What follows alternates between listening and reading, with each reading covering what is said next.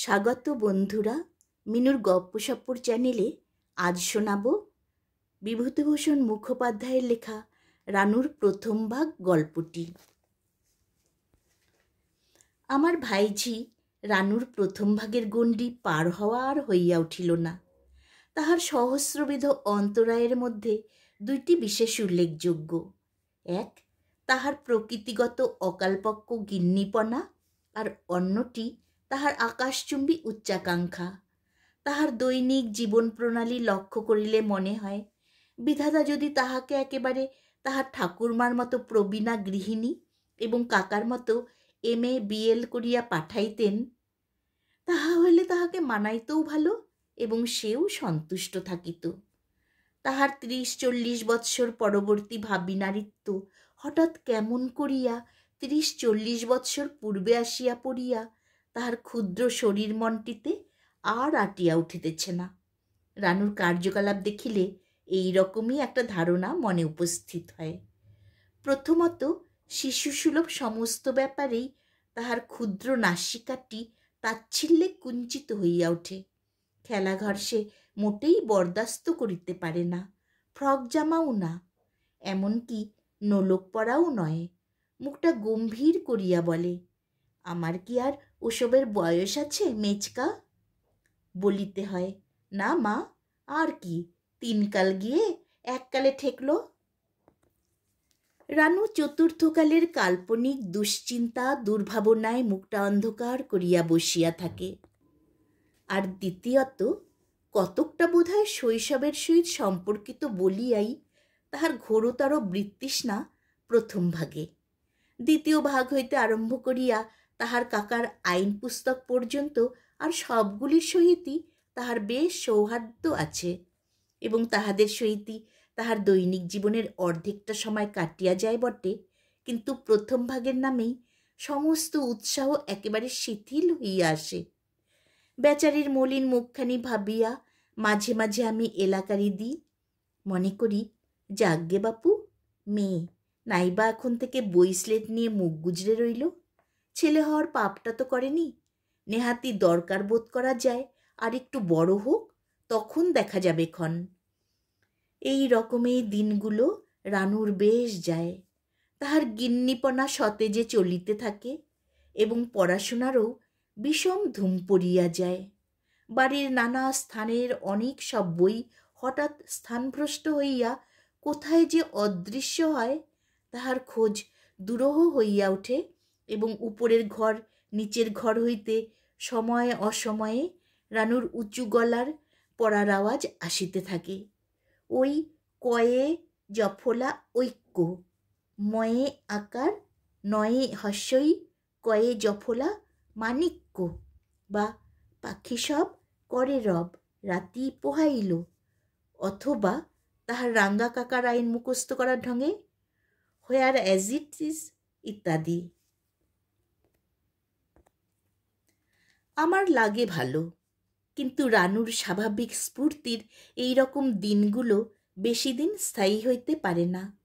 ভালো লাগে বলিয়াই আমার মতির হঠাৎ পরিবর্তন হইয়া যায় এবং কর্তব্যজ্ঞানটা সমস্ত লঘুতাকে ভ্রুভঙ্গি করিয়া প্রবীণ গুরুমহাশয়ের বেশে আমার মধ্যে জাকিয়া বসে। সনাতন যুক্তির সাহায্যে হৃদয়ের সমস্ত দুর্বলতা নিরাকরণ করিয়া গুরু গম্ভীর স্বরে ডাক দিই, রানু। রানু এ স্বরটি বিলক্ষণ চেনে, উত্তর দেয় না।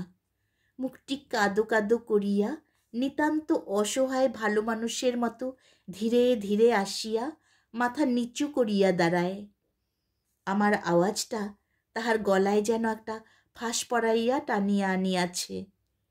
আমি কর্তব্যবোধে আরও কড়া হইয়া উঠি, সংক্ষেপে বলি, প্রথম ভাগ, যাও।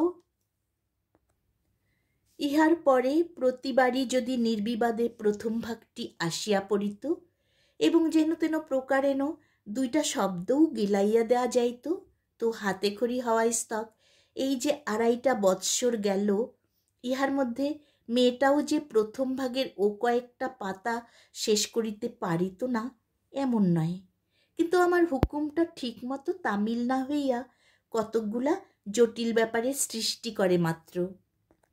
যেমন এরূপ ক্ষেত্রে কোনোবার 2-3 দিন পর্যন্ত রানুর টিকিট আর দেখা যায় না। সে যে কোথায় গেল, কখন আহার করিল, কোথায় শয়ন করিল, তাহার একটা সঠিক খবর পাওয়া যায় না।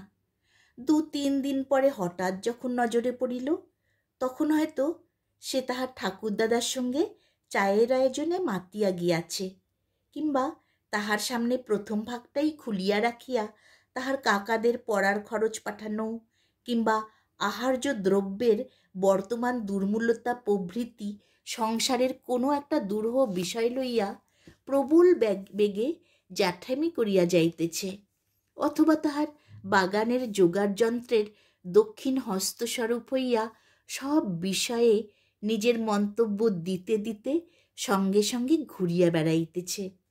আমার দিকে হয়তো একটু আর চোখে চাহিল, বিশেষ কোনো ভয় বা উদ্বেগ নাই, জানে এমন দুর্ভেদ্য দুর্গের মধ্যে আশ্রয় লইয়াছে, যেখানে সে কিছুকাল সম্পূর্ণ নির্বিঘ্ন।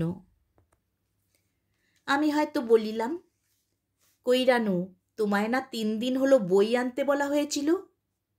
সে আমার দিকে না চাহিয়া বাবার দিকে চায়, এবং তিনি উত্তর দেন, ও হে, সে একটা মহা মুশকিল ব্যাপার হয়েছে, ও বইটা যে কোথায় ফেলেছে। রানু চাপা স্বরে শুধরাইয়া দেয়, ফেলিনি, বলো কে যে চুরি করে নিয়েছে। হ্যাঁ, কে যে চুরি করে নিয়েছে, বেচারি অনেকক্ষণ খুঁজেও। রানু জোগাইয়া দেয়, 3 দিন খুঁজে খুঁজে হয়রান হয়েও। হ্যাঁ, তোমার গিয়ে 3 দিন হয়রান হয়েও শেষে না পেয়ে হাল ছেড়ে। রানু ফিসফিস করিয়া বলিয়া দেয়, হাল ছাড়িনি এখনো। হ্যাঁ, ওর নাম কি, হাল না ছেড়ে ক্রমাগত খুঁজে খুঁজে বেড়াচ্ছে। যা হোক, একখানা বই আজ এনে দিও, কতই বা দাম। রাগ করে বলি, তুই বুঝি এই কাটারি হাতে করে বাগানে বাগানে বই খুঁজে বেড়াচ্ছিস, লক্ষ্মী ছাড়া মেয়ে? কাতরভাবে বাবা বলেন, আহা, ওকে আর এ সামান্য ব্যাপারের জন্য গালমন্দ করা কেন? এবার থেকে ঠিক করে রাখবে তো গিন্নি? রানু খুব ঝাঁকাইয়া ঘাড় নাড়ে। আমি ফিরিয়া আসিতে আসিতে শুনিতে পাই, তোমায় অত করে শেখাই, তবু একটুও মনে থাকে না দাদু, কি যেন হচ্ছ দিন দিন। কখনো কখনো হুকুম করিবার খানিক পরেই বইটার আধখানা আনিয়া হাজির করিয়া সে খোকার উপর প্রবল তম্বি আরম্ভ করিয়া দেয়। তম্বিটা আসলে আরম্ভ হয় আমাকেই ঠেস দিয়া, তোমার আদুরে ভাইপোর কাজ দেখো মেচকা, লোকে আর পড়াশোনা করবে কোথা থেকে? আমি বুঝি কাহার কাজ, কটমট করিয়া চাহিয়া থাকি। দুষ্টু ছুটিয়া গিয়া বামাল শুদ্ধ খোকাকে হাজির করে। সে বোধ হয় তখন একখানা পাতা মুখে পুড়িয়াছে, এবং বাকিগুলার কি করিলে সবচেয়ে সদ্গতি হয় সেই সম্বন্ধে গবেষণা করিতেছে। তাহাকে আমার সামনে ধপ করিয়া বসাইয়া রানু রাগ দেখাইয়া বলে, পেত্তায় না যাও, দেখো, আচ্ছা এ ছেলের কখনো বিদ্যা হবে মেচকা? আমি তখন হয়তো বলি, ওর কাজ না তুমি নিজে ছিঁড়েছ রানু? ঠিক আগেকার 5খানা পাতা ছেঁড়া। যত বলি তোমায় কিছু বলবো না, খান 30 বই তো শেষ হলো। ধরা পড়িয়া লজ্জা ভয় অপমানে নিশ্চল নির্বাক হইয়া এমনভাবে দাঁড়াইয়া থাকে যে নেহাত নৃশংস না হইলে উহার উপর আর কিচ্ছু তাহাকে বলা যায় না। তখনকার মতো শাস্তির কথা ভুলিয়া তাহার মনের গ্লানিটুকু মুছাইয়া দিবার জন্য আমায় বলিতেই হয়, হ্যাঁ রে দুষ্টু, দিদির বই ছেড়ে দিয়েছিস? আর তুমিও তো ওকে একটু আধটু শাসন করবে রানু, ওর আর কতটুকু বুদ্ধি বলো? চাঁদ মুখখানি হইতে মেঘটা সরিয়া গিয়া হাসি ফোটে।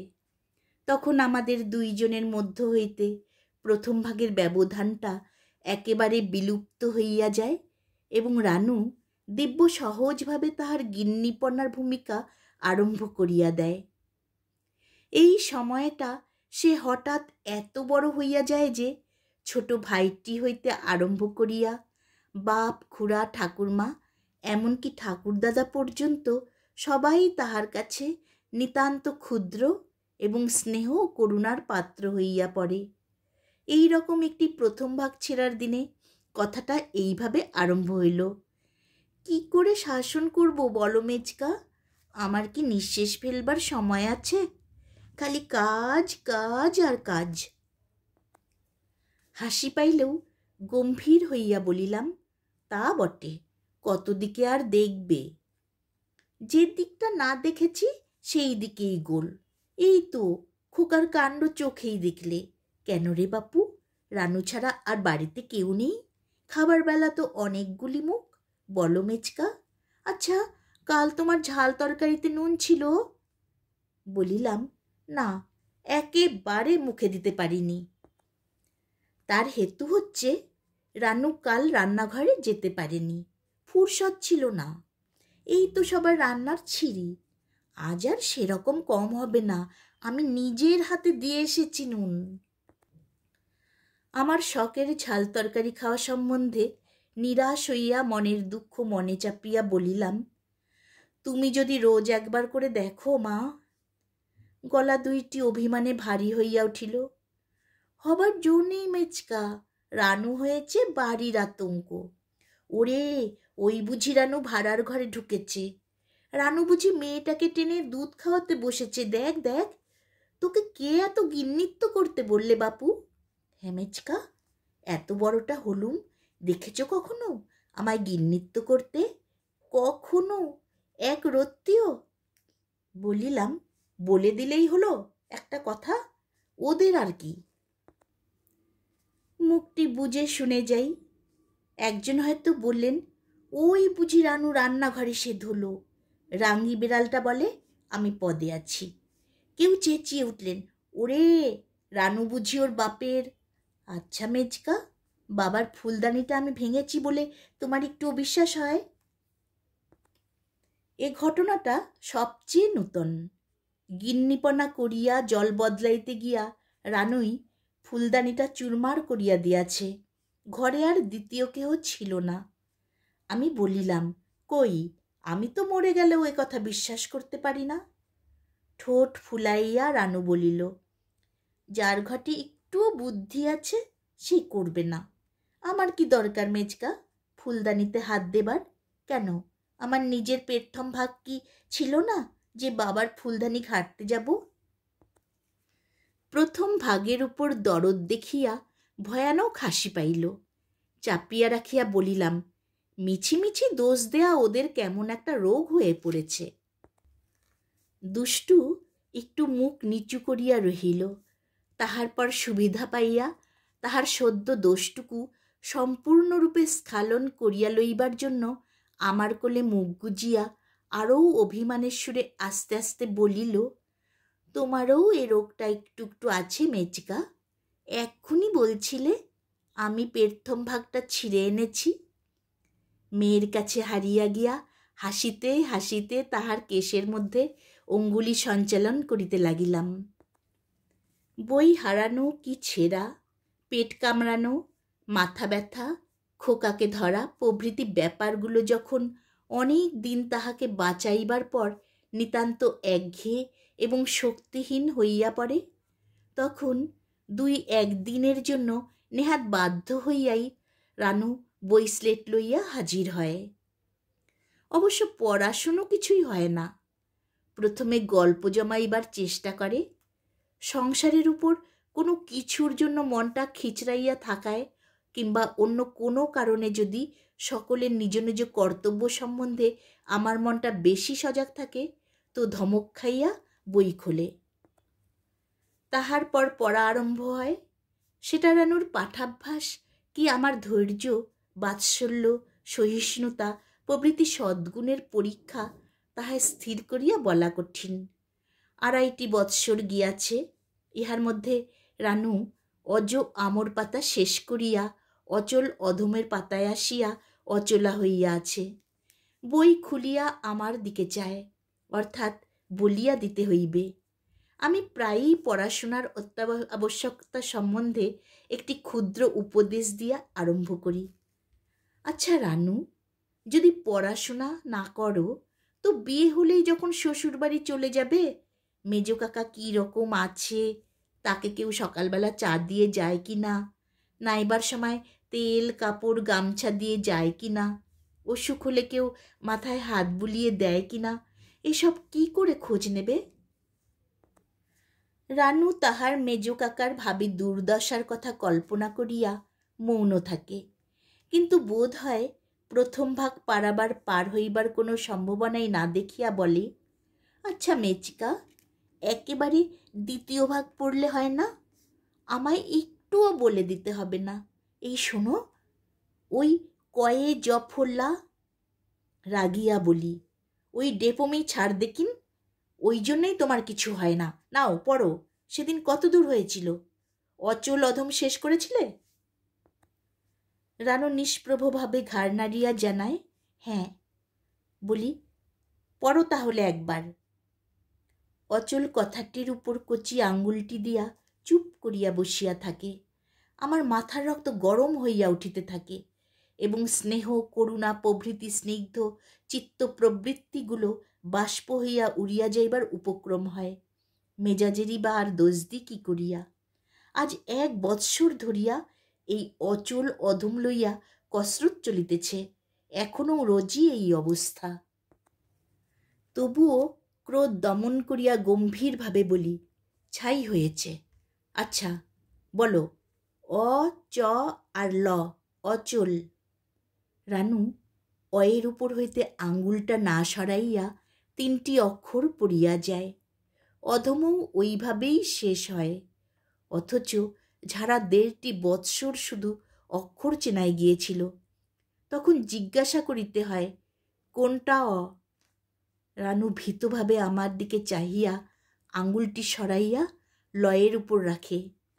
ধৈর্যের সূত্রটা তখনও ধরিয়া থাকি। বলি, কোনটা ল হলো তাহলে? আঙ্গুলটা শট করিয়া চয়ের উপর সরিয়া যায়। ধৈর্য সাধনা তখনও চলিতে থাকে। শান্ত কণ্ঠে বলি, চমৎকার। আর চ? খানিকক্ষণ স্থিরভাবে বইয়ের দিকে চাহিয়া থাকে, তারপর বলে, চ চ নেই মেচকা। সংযত রাগটা অত্যন্ত উগ্রভাবেই বাহির হইয়া পড়ে। পিঠে চাপড় কষাইয়া বলি, তা থাকবে কেন? তোমার ডেপোমি দেখে চম্পট দিয়েছে, হতভাগা মেয়ে। রাজ্যের কথার জাহাজ হয়েছেন, আর এদিকে 2.5 বৎসরে প্রথম ভাগের 2.5টি কথা শেষ করতে পারলে না। কত বুড়ো বুড়ো গাধা ঠেঙ্গিয়ে পাশ করিয়ে দিলাম, আর এই একরত্তি মেয়ের কাছে আমার হার মানতে হলো। কাজ নেই আর তোর অক্ষর চিনে। সন্ধে পর্যন্ত বসে বসে খালি অ চ আর ল অচল, অ ধ আর ম অধম এই আওড়াবি। তোর সমস্ত দিন আজ খাওয়া বন্ধ। বিরক্তভাবে একটা খবরের কাগজ কিংবা বই লইয়া বসিয়া যাই। রানু ক্রন্দনের সহিত সুর মিশাইয়া পড়া বলিয়া যায়। বলি বটে, সন্ধ্যা পর্যন্ত পড়িতে হইবে, কিন্তু চরটা বসাইয়াই নিশ্চিন্ত হইয়া যাই যে সেদিনকার পড়া ওই পর্যন্ত।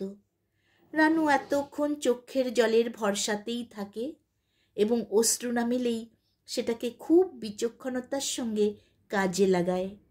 কিছুক্ষণ পরে আর পড়ার আওয়াজ পাই না। বলি, কি হলো? রানু ক্রন্দনের স্বরে উত্তর করে, নেই।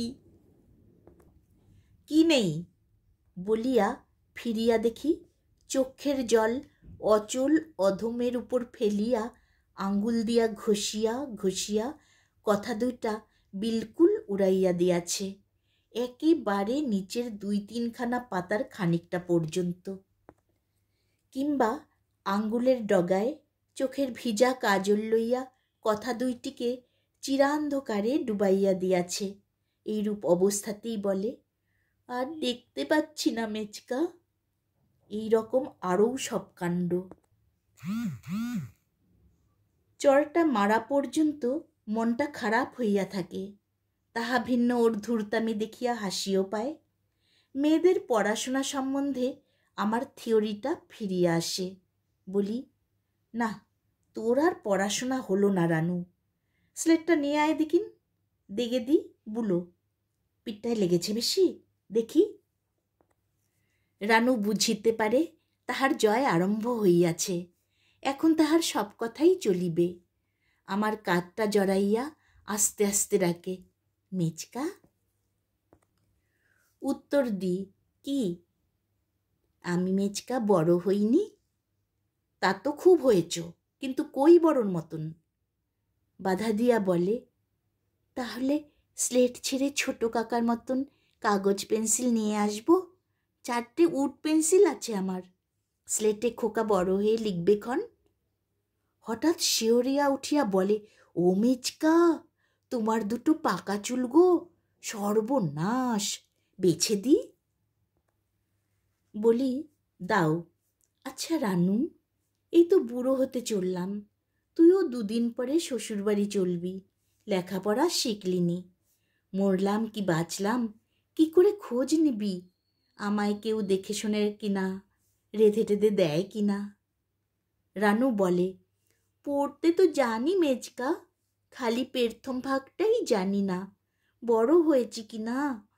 বাড়ির আর কোন লোকটা প্রথম ভাগ পড়ে মেচকা, দেখাও তো। দাদা ওদিকে ধর্ম সম্বন্ধে খুব লিবারেল মতের লোক ছিলেন, অর্থাৎ হিন্দু ধর্ম সম্বন্ধে অজ্ঞতাটা যেমন গভীর করিয়া রাখিয়াছিলেন, খ্রিস্ট এবং কবেকার জরাজীর্ণ জরোয়াস্ট্রিয়ানবাদ সম্বন্ধে জ্ঞানটা সেইরূপ উচ্চ ছিল। দরকার হইলে বাইবেল হইতে সুদীর্ঘ কোটেশন তুলিয়া সকলকে চমৎকৃত করিয়া দিতে পারিতেন, এবং দরকার না হইলেও যখন একধার হইতে সমস্ত ধর্মমত সম্বন্ধে সুতীব্র সমালোচনা করিয়া ধর্মমত মাত্রেরই অসারতা সম্বন্ধে অধার্মিক ভাষার ভুরি ভুরি প্রমাণ দিয়া যাইতেন, তখন ভক্তদের বলিতে হইত, হ্যাঁ, এখানে খাতির চলবে না বাবা, যার নাম শশাঙ্ক মুখুজ্জে। দাদা বলিতেন, না, গোঁড়ামিকে আমি প্রশ্রয় দিতে মোটেই রাজি নই।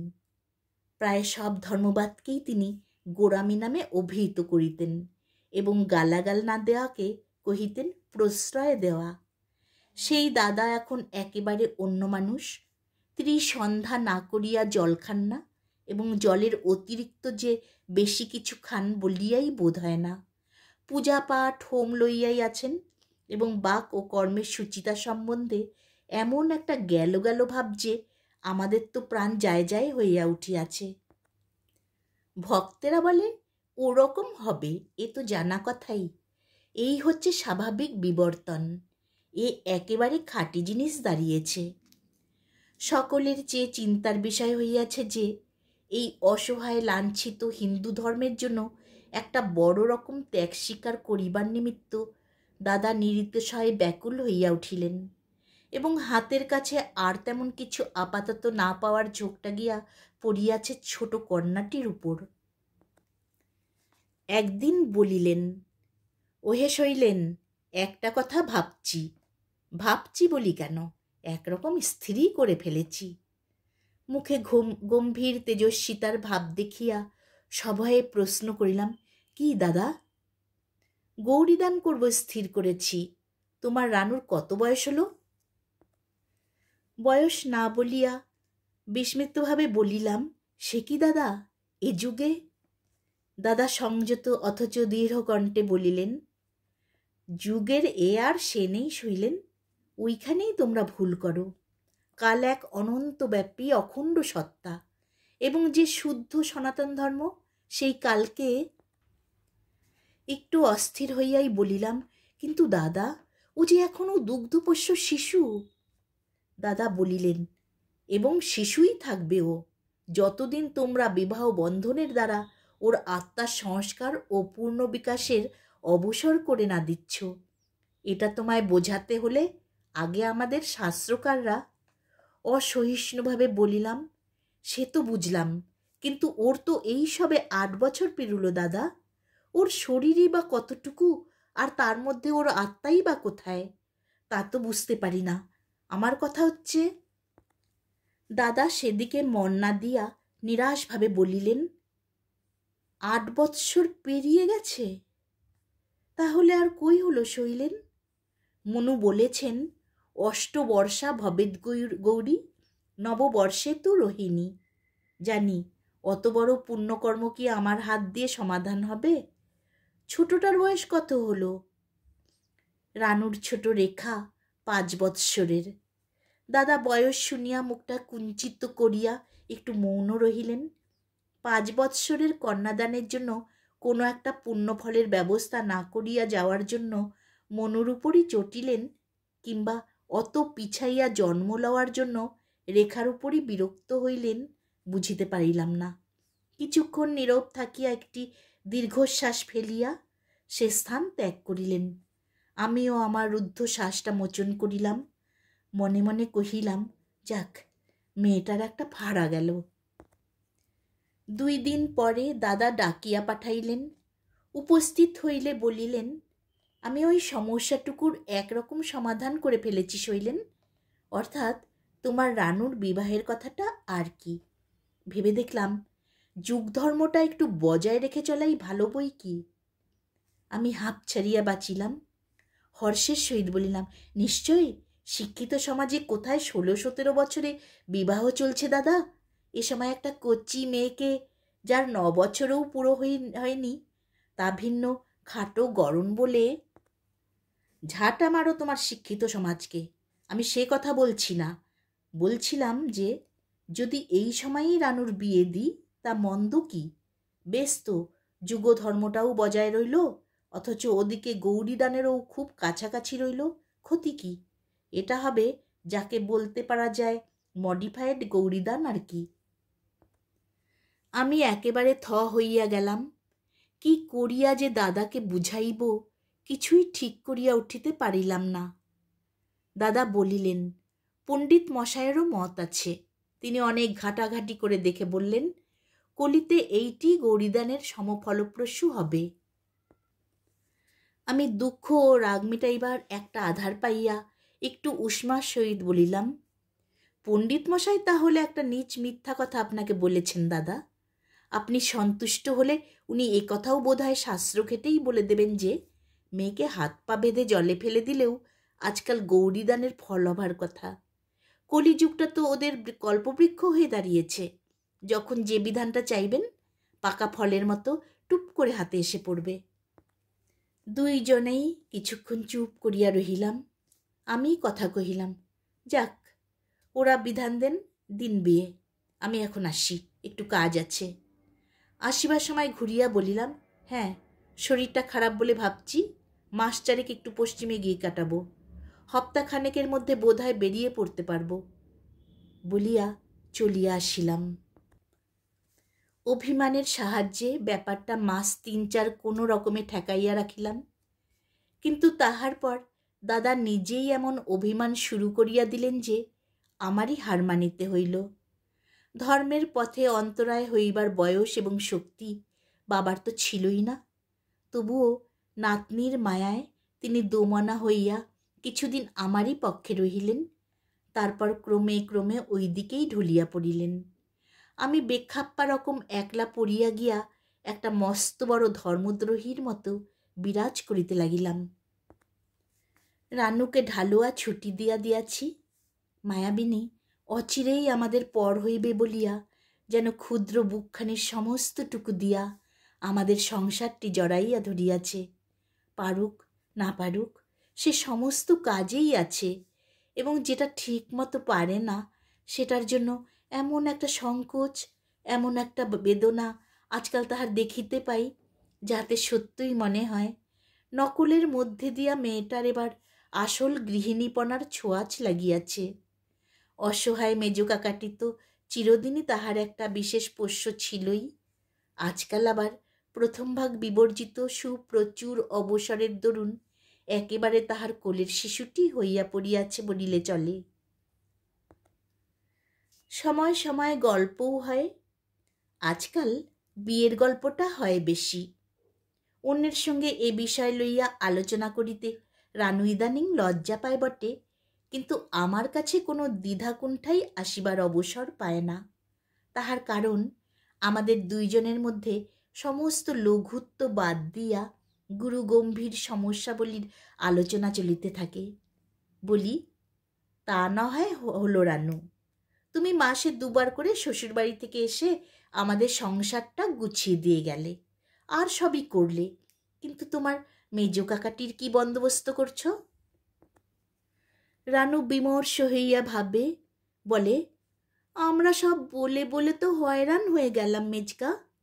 যে বিয়ে করো বিয়ে করো, তা শুনলে গরিবদের কথা? রানু কি তোমার চিরদিনটা দেখতে শুনতে পারবে মেজকা? এরপর তার নিজের ছেলে পুলেও মানুষ করতে হবে তো। মেয়ে আর কতদিন নিজের বলো? তোতা পাখির মতো কচি মুখে বুড়োদের কাছে শেখা বুলি শুনিয়া হাসিব কি কাঁদিব ঠিক করিতে পারি না। বলি, আচ্ছা, একটা গিন্নিবান্নি কোণে দেখে এখনও বিয়ে করলে চলে না? কি বলো তুমি? এই বাধা কথাটি তাহার ভাবী শ্বশুরবাড়ি লইয়া একটি ঠাট্টার উপক্রমণিকা। রানু কৃত্রিম অভিমানের সহিত হাসি মিশাইয়া বলে, যাও মেজকা, আর গল্প করব না, তুমি ঠাট্টা করছো। আমি চোখ পাকাইয়া বিপুল গাম্ভীর্যের সহিত বলি, মোটেই ঠাট্টা নয় রানু, তোমার শাশুড়িটি বড্ড গিন্নি শুনেছি, তাই বলছিলাম যদি বিয়েই করতে হয়। রানু আমার মুখের দিকে রাগ করিয়া চায় এবং শেষে হাসিয়া চায়। কিছুতেই যখন আমার মুখের অটল গাম্ভীর্য বদলায় না, তখন প্রতারিত হইয়া গুরুত্বের সহিত বলে, আচ্ছা, আমি তাহলে না মেচকা, নিশ্চয়ই ঠাট্টা করছো, যাও। আমি চোখ আরও বিস্ফারিত করিয়া বলি, একটুও ঠাট্টা নেই এর মধ্যে রানু, সব কথা নিয়ে কি আর ঠাট্টা চলে মা? রানু তখন ভারিক্কে হইয়া বলে, আচ্ছা, তাহলে আমার শাশুড়িকে একবার বলে দেখব ক্ষণ, আগে যাই সেখানে। তিনি যদি তোমায় বিয়ে করতে রাজি হন তো তোমায় জানাবো ক্ষণ, তার জন্য ভাবতে হবে না। তাহার পর কৌতুক দীপ্ত চোখে চাহিয়া বলে, আচ্ছা মেজকা, প্রথম ভাগ তো শিখিনি এখনো, কি করে তোমায় জানাবো বলো দিকিন, তবে বুঝবো। হ্যাঁ, আমি নানান রকম আন্দাজ করি। বিজয়িনী ঝাঁকড়া মাথা দুলাইয়া হাসিয়া বলে, না, হলো না, কখনো বলতে পারবে না, সে বড্ড শক্ত কথা। এইসব হাসি তামাশা গল্পগুজব হঠাৎ মাঝখানেই শেষ হইয়া যায়। রানু চঞ্চলতার মাঝে হঠাৎ গম্ভীর হইয়া বলে, যাক, সে পরের কথা পরে হবে, যাই, তোমার চা হলো কিনা দেখি গে, কিংবা যাই, গল্প করলেই তো চলবে না, তোমার লেখার টেবিলটা আজ গুছোতে হবে, এক ঢাই হয়ে রয়েছে, ইত্যাদি। এই রকমভাবে রানুকে নিবিড় হইতে নিবিড়তর ভাবে আমার বুকের মধ্যে আনিয়া দিতে দিতে বিচ্ছেদের দিনটা আগাইয়া আসিতেছে। বুঝিবা রানুর বুকটিতেও এই আসন্ন বিচ্ছেদের বেদনা তাহার অগোচরে একটু একটু করিয়া ঘনাইয়া উঠিতেছে। কচি সে, বুঝিতে পারে না, কিন্তু যখনই আজকাল ছুটি পাইলে নিজের মনেই স্লেট ও প্রথম ভাগটা লইয়া হাজির হয়, তখনই বুঝিতে পারি এ আগ্রহটা তাহার কাকাকে সান্ত্বনা দেওয়ারই একটা নতুন রূপ। কেননা প্রথম ভাগ শেখার আর কোনো উদ্দেশ্য থাক আর না থাক, ইহার উপরই ভবিষ্যতে তাহার কাকার সমস্ত সুখ সুবিধা নির্ভর করিতেছে। রানুর মনে এ ধারণাটুকু বদ্ধমূল হইয়া গিয়াছে।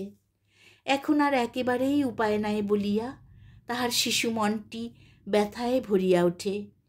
প্রবীণার মতো আমায় তবুও আশ্বাস দেয়, তুমি ভেবো না মেচকা, তোমার প্রথম ভাগ শেষ না করে আমি কখনো শ্বশুরবাড়ি যাব না, নাও বলে দাও। পড়া অবশ্য এগোয় না, বলিয়া দিব কি, প্রথম ভাগটা দেখিলেই বুকে যেন কান্না ঠেলিয়া ওঠে। আবার প্রতিদিনই গৌরীদানের বর্ধমান আয়োজন, বাড়ির বাতাসে আমার হাত ধরিয়া ওঠে। একদিন মেয়েটাকে বুকে চাপিয়া ধরি, বলি, আমাদের কোন দোষে তুই এত শিগগির পর হতে চললি রানু? বোঝে না, শুধু আমার ব্যথিত মুখের দিকে চায়। একদিন অবুঝভাবেই কাদো কাদো হইয়া ওঠে, একদিন জোর গলায় প্রতিজ্ঞা করিয়া বসে, তোমার কষ্ট হয়তো বিয়ে এখনই করব না মেজকা, বাবাকে বুঝিয়ে বলবো ক্ষণ। একদিন এই রকম প্রতিজ্ঞার মাঝখানেই সানাইয়ের করুণ সুর বাতাসে ক্রন্দনের লহর তুলিয়া বাজিয়া উঠিল। রানু কুণ্ঠিত আনন্দে আমার মুখের দিকে চাহিয়া হঠাৎ কিরকম হইয়া গিয়া মুখটা নিচু করিল। বোধ করি তাহার মেজ কাকার মুখে বিষাদের ছায়াটা নিতান্তই নিবিড় হইয়া তখন ফুটিয়া উঠিয়াছিল। গৌরীদান শেষ হইয়া গিয়াছে। আমাদের গৌরীর আজ বিদায়ের দিন। আমি শুভকর্মে যোগদান করিয়া পুণ্য সঞ্চয় করিতে পারি নাই। এ বাড়ি সে বাড়ি করিয়া বেড়াইয়াছি। বিদায়ের সময়ে বরবধূকে আশীর্বাদ করিতে আসিলাম। দীপ্ত শ্রীকিশোর বরের পাশে পট্টবস্ত্র ও অলঙ্কার পরা মালা চন্দনে চর্চিত রানুকে দেখিয়া আমার তপ্ত চক্ষু দুইটা জুড়িয়া গেল। কিন্তু ও যে বড্ড কচি, এত সকালে কি করিয়া বিদায়ের কথা মুখ দিয়া বাহির করা যায়? ও কি জানে আজ কতই পর করিয়া ওকে বিদায় দিতেছি আমরা? চক্ষে কোচার খুঁট দিয়া এই পুণ্যদর্শন শিশু দম্পতিকে আশীর্বাদ করিলাম। রানুর চিবুকটা তুলিয়া প্রশ্ন করিলাম, রানু, তোর এই কোলের ছেলেটাকে কার কাছে? আর বলিতে পারিলাম না। রানু শুনিয়াছি এতক্ষণ কাঁদে নাই। তাহার কারণ নিশ্চয়ই এই যে সংসারের প্রবেশপথে দাঁড়াইতেই ওর অসময়ের গিন্নিপনাটা সরিয়া গিয়া ওর মধ্যকার শিশুটি বিস্ময়ে কৌতূহলে অভিভূত হইয়া পড়িয়াছিল।